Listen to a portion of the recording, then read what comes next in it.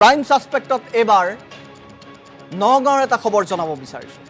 বাৰে বাৰে আমি সেই শিল ব্যৱসায়ীগৰাকীৰ বিৰুদ্ধে বাতৰি সম্প্ৰচাৰ কৰি আহিছোঁ।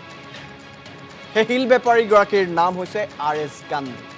কাৰ বলত বলিয়ান শিল বেপাৰী RS গান্ধী। বাৰে বাৰে সংবাদ মাধ্যমৰ বাতৰিৰ শিৰোনাম দখল কৰা RS গান্ধীৰ কোৱাৰীত ঘটিছে এতিয়া অঘটন।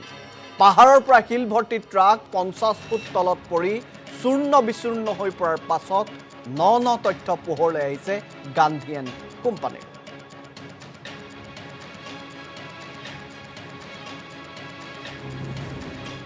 RS গান্ধী এটা বিতৰ্কিত নাম। নগাঁৱৰ প্ৰত্যেকৰ মুখে মুখে থকা এটা নাম RS গান্ধী। শিলৰ বেপাৰী RS গান্ধী নিতৌ চৰ্চাত থাকে। বুধবাৰে RS গান্ধীৰ কোৱাৰীত কি হৈছিল? শিল ভৰ্তি ডাম্পাৰ পাহাৰৰ পৰা প্ৰায় 50 ফুট তলত পৰি চূৰ্ণ বিচূৰ্ণ হৈ পৰিছিল। আঘাতপ্ৰাপ্ত হৈছিল 3জন শ্ৰমিক।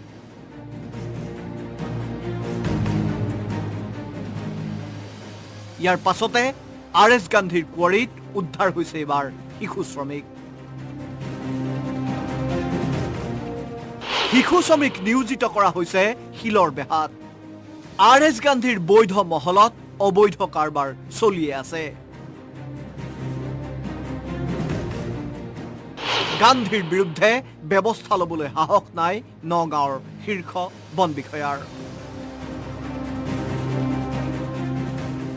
পাহাৰৰ মূল্যৱান গছ বন কাটি শিল খনন অব্যাহত থকাৰ পাছতো বন বিষয়া মৌন।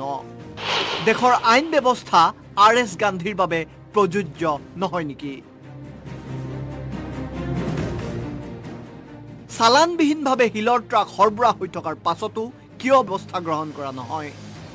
হাত দীঘল RS গান্ধীৰ সাম্ৰাজ্য দেখিলে আপুনিও আচৰিত হ'ব। RS গান্ধী এণ্ড কোম্পানীৰ দপদপনিত বন্যপ্ৰাণীলৈও আহিছে এতিয়া ভাবুকি। চামগুৰিৰ পৰা ভাস্কৰ দাসৰ ৰিপৰ্ট, আসাম টক্স।